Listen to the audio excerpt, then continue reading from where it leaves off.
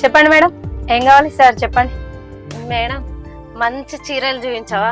మా గల్లీలో పక్క పంటి మా దోస్తులు మంచి చీరలు కొనుక్కొచ్చుకున్నారు.